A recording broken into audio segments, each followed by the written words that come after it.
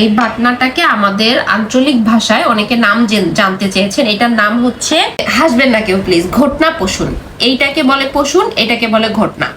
এটা আমার আব্বু, আমার বাবা বানায় দেয়, হ্যাঁ নিজে বানায় দেয়।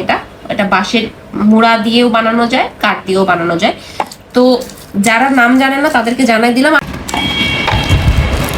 একটা কমেন্ট করে অনেক খারাপ লাগলো।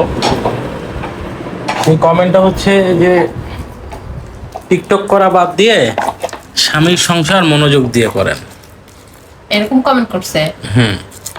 আসলে ওর হাতে দেখেন ও মেহেদি লাগাইছে, এখনো মেহেদিটা উঠায় নেই ভালো করে। হ্যাঁ এই যে এখনো উঠায় নেই যে। হ্যাঁ, তো এখনো খাবারের আয়োজন করতেছে। তো ও সংসার করবে না টিকটক করবে এটা আমি দেখবো, আপনারা বলার কি? না বলতে পারে যদি আসলেই আমি সংসারে মনোযোগ না দিই।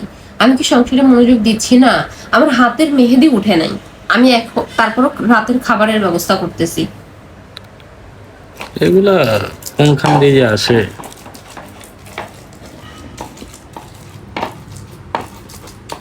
আমার সংসার ভাই, আমি কিভাবে মেনটেন করতেছি এটা শুধুমাত্র আমি আর আমার হাজবেন্ডই জানে।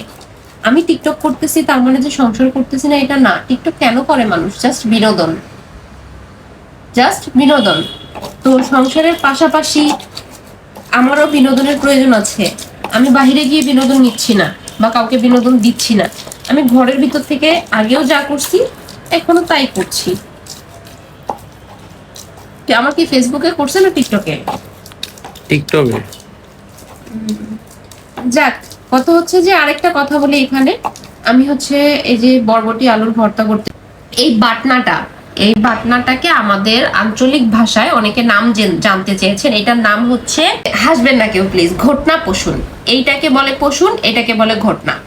এটা আমার আব্বু, আমার বাবা বানায় দেয়, হ্যাঁ নিজে বানায় দেয়। এটা বাঁশের মুড়া দিয়েও বানানো যায়, কাঠ দিয়েও বানানো যায়। তো যারা নাম জানে না তাদেরকে জানাই দিলাম। আর যদি কেউ ইন্টারেস্ট থাকেন যে এরকম বাটনা নিবেন, এই বাটনার মধ্যে অনেক কিছু করা যায়।